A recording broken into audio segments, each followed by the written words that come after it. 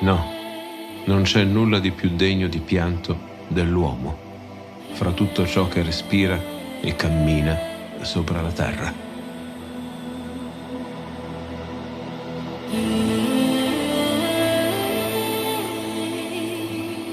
Questa che stai per ascoltare è una puntata particolare di Mitologia, le meravigliose storie del mondo antico.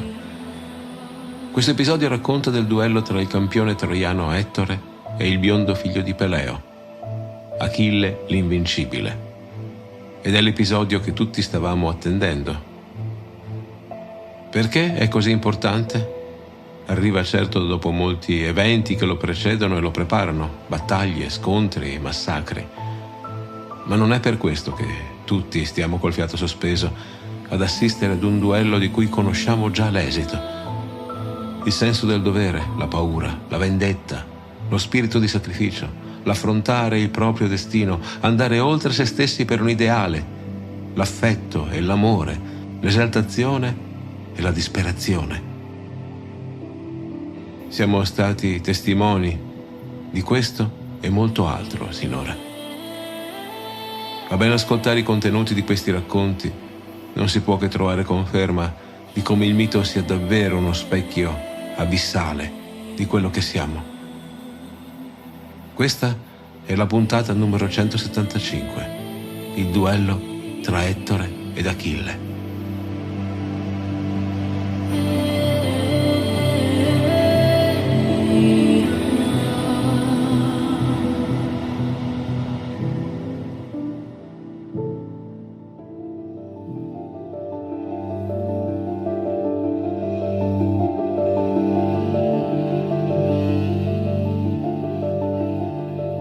Ci siamo lasciati con Ettore che attende davanti alle porte di Troia l'arrivo di Achille. L'eroe figlio di Peleo, infatti, sta giungendo di corsa a questo appuntamento. Priamo ed Ecuba guardano dall'alto delle forti mura quella macchia dorata che si sta avvicinando al loro amato figlio. Priamo implora a Ettore di tornare all'interno delle salde mura di Troia, di evitare ad ogni costo questo combattimento. Se egli cadrà oggi, Troia verrà ben presto conquistata. Anche Ecuba, la regina, manda a voce al figlio implorandolo di avere pietà della sua vecchiaia. Ella non vuole piangere sul suo feretro. Troppo il dolore per una madre che ha già visto perire decine di figli. Ettore non risponde a nessuna di queste invocazioni. Ha lo sguardo fisso al nemico che si sta avvicinando. Il suo pensiero però vaga tra possibili soluzioni, strategie, scappatoie per questo mortale momento. Considera di battere la lancia sulle porte, farsi aprire e rintanarsi all'interno della città. Ma scaccia subito questo pensiero.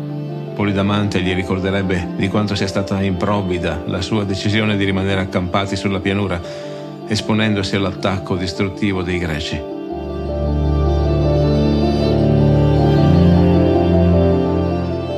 Come ricorderai, questa decisione è stata instillata nella mente di Ettore proprio da Zeus, nel momento in cui gli ingranaggi decisivi si sono mossi per decretarne la morte.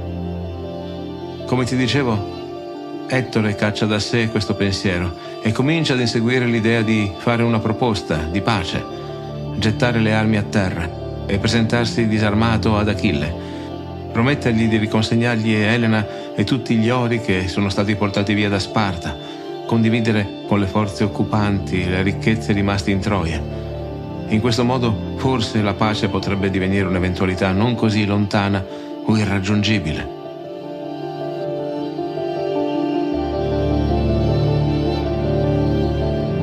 Ettore ricaccia nel profondo della sua mente anche questa idea ridicola.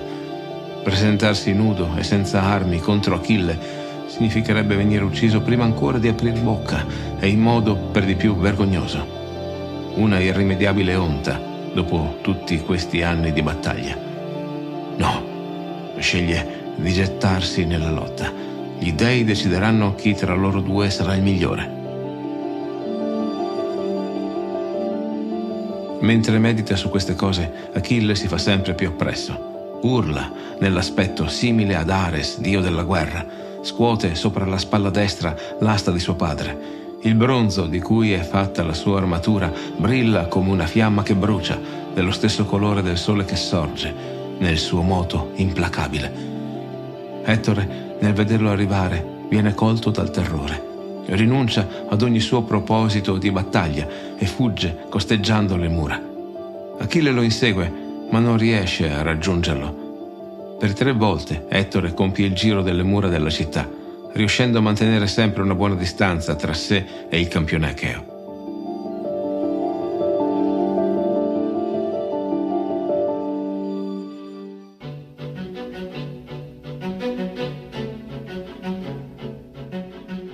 Gli dei scrutano con interesse quello che sta accadendo. Primo fra tutti Zeus, che ha grande pietà per Ettore. Vorrebbe salvarlo. Il giusto eroe ha sempre onorato con sacrifici le divinità sulle vette del monte Ida e nella stessa città di Troia. Zeus vorrebbe portare al sicuro Ettore, evitandogli di soccombere alla furia di Achille, ma Atena si oppone decisamente. «Padre, cosa dici? Davvero vorresti sottrarre un mortale che da lungo tempo è stato promesso al destino fatale di questo giorno? Certo lo puoi fare, ma non ti attendere il nostro consenso». Zeus ritorna in sé. Conoscendo le intenzioni della dea degli occhi azzurri, le dà il permesso di mettere in pratica il piano che ha in mente. Ella porrà fine a questo inseguimento, consegnando Ettore al suo destino. I 2 eroi nel frattempo continuano l'estenuante inseguimento.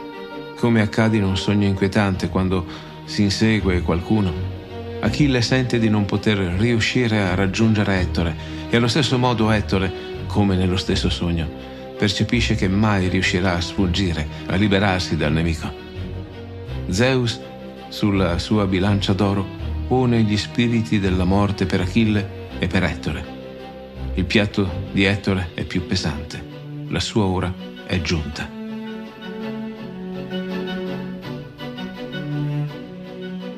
Apollo di lontano percepisce questa sentenza e abbandona il fianco di Ettore, mentre Atena raggiunge invisibile Achille e gli sussurra all'orecchio: «Trattieni il tuo passo, figlio di Teti, e riprendi fiato. Gonfia il tuo coraggio, perché ora andrò a convincere Ettore, tremendo in battaglia, ad ingaggiare duello con te». Svanendo, riappare alle spalle di Ettore, prendendo le sembianze di Deifobo, suo amato fratello, e con la sua voce gli parla: «Fratello mio, smettiamo di correre inseguiti da Achille, è inutile. Fermiamoci e affrontiamolo insieme. In 2 riusciremo a respingerlo». Ed Ettore: «Deifobo, anche prima di oggi sei stato il più caro fra i miei fratelli, ma ora il mio cuore desidera onorarti ancora di più. Per me sei uscito con coraggio dalle mura di Troia, esponendoti al pericolo. Nessun altro dei miei fratelli ha osato tanto». La dea gli risponde: «Tutti mi hanno prima pregato di rimanere all'interno delle mura, nostro padre, nostra madre. Tutti tremano come foglie sotto la rocca, ma il mio cuore era oppresso da un dolore così grande nel saperti qui fuori da solo che non ho saputo resistere. Basta parlare, ora, lottiamo. Voglio proprio vedere se Achille potrà spogliarci entrambi delle armi o se verrà ucciso dalla tua lancia». E, con astuzia perfida, la dea precede i passi di Ettore nell'attacco. Giunti di fronte ad Achille, Ettore, a voce alta, parla al nemico: «Ho compiuto 3 giri attorno alla rocca per evitare il tuo attacco, ma non fuggo più davanti a te. Il mio cuore mi spinge ora a sfidarti, sia che io soccomba o che io sia il vincitore di questo duello».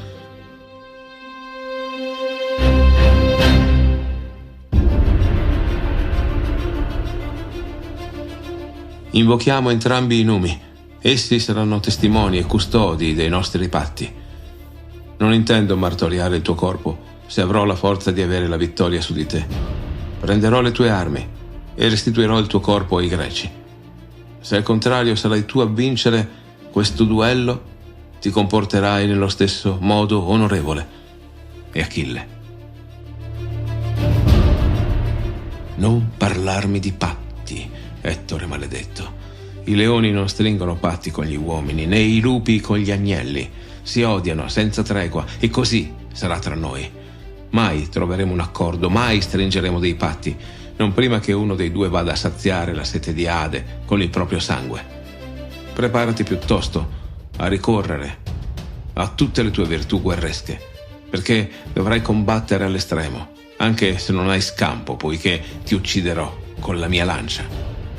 Pagherai oggi tutte le sofferenze che hai inflitto ai miei compagni e a me in battaglia.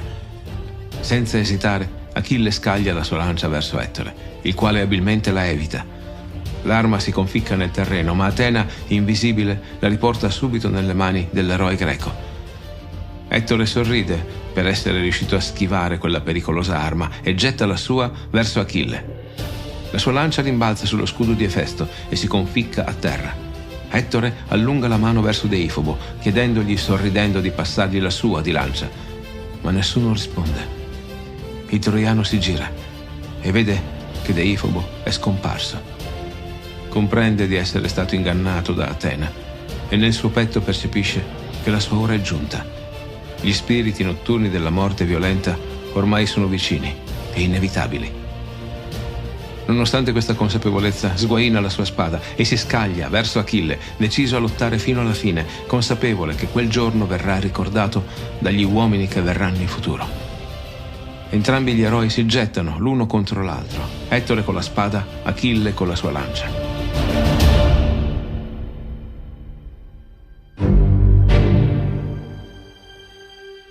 Achille individua l'unico punto debole dell'armatura di Ettore, l'unica parte scoperta sopra la clavicola, alla base del collo, ed è lì che mira la sua lancia, ed è lì che fa volare la sua terribile arma, ed è lì che Ettore viene ferito.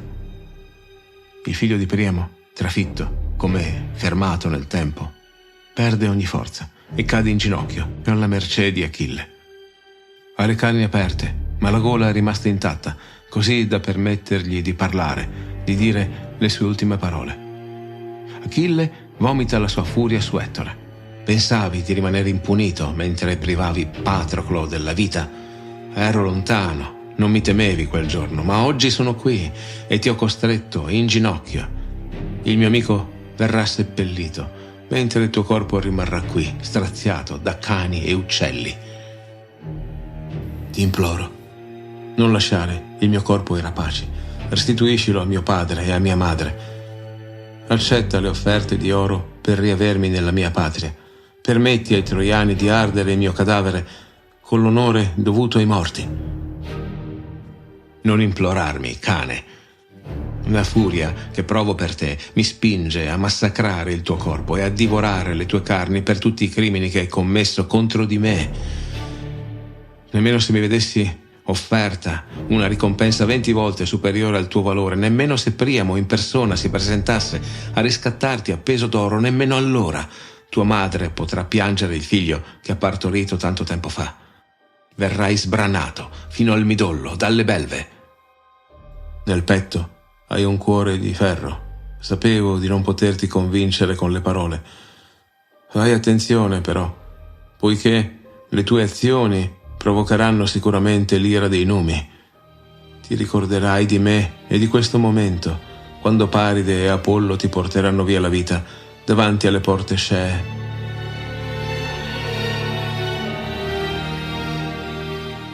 Ettore spira.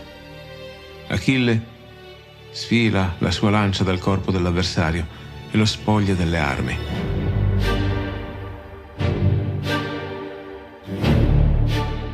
Arrivano molti greci che cominciano per meschina vendetta a colpire più volte con le loro spade il cadavere dell'eroe troiano. Il figlio di Peleo alza le armi al cielo.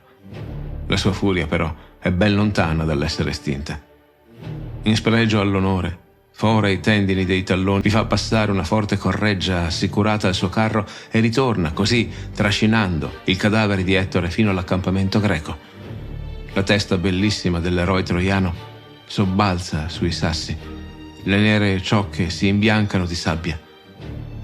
Ecuba, a tale spettacolo, geme, si strappa i capelli. Priamo pare impazzito, vuole uscire ad affrontare Achille egli stesso, sì. lasciatemi andare. Devo parlare con lui. Forse per rispetto della mia età, visto che il padre suo è anziano quanto me, mi restituirà il corpo amato di Ettore. Achille ha ucciso i miei figli migliori, ma è per Ettore che piango di più. E questo dolore mi spingerà all'Ade, lo sento.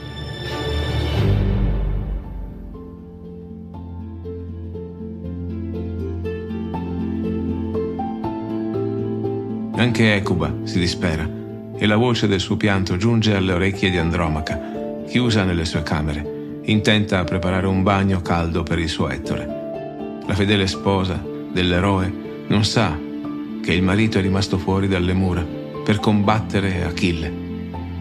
Ma quei lamenti le fanno sobbalzare il cuore. Corre sugli spalti in tempo per vedere il corpo del marito trascinato dal carro di Achille. Si accascia a terra, senza forza. Piange silenziose lacrime per la morte di Ettore, ma anche per il terribile destino che le si para dinanzi, di venire presto schiava e perdere a stianatte il suo bellissimo bambino. Essendo di stirpe reale, in caso di caduta della città di Troia, il bimbo, figlio di Ettore, non sopravviverà una sola ora alla furia dei Greci.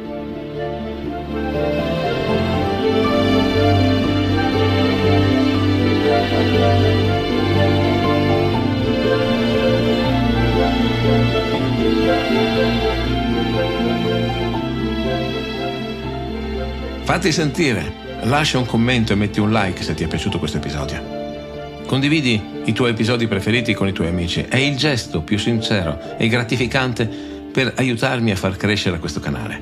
E se non lo hai già fatto, iscriviti subito. In questo modo non perderai mai un nuovo episodio. Se credi in questo progetto e vuoi offrire il tuo supporto, ti invito a fare clic sul link TP nella descrizione. Scoprirai come puoi darmi una mano a migliorare costantemente il nostro canale. E anche se al momento non sei interessato a supportarmi, fai comunque un salto su TP, sempre usando il medesimo link, perché troverai notizie e aggiornamenti sulle varie puntate. Nei post soddisfo le curiosità degli ascoltatori rispondendo alle domande inviate su varie piattaforme. È il luogo ideale per ottenere risposte dirette alle tue domande. In libreria trovi Eracle, la via dell'eroe, il nuovo libro nato da questo podcast. Nella descrizione di questo episodio trovi un link dal quale puoi scaricare un estratto gratuito del libro. E lo stesso puoi fare con il primo libro, Il Re degli Dei. Dai un'occhiata anche al primogenito. Ringrazio i mecenati che su TP supportano questo podcast entrando anima e cuore nel progetto. Speranza, Giacomo e Vanessa.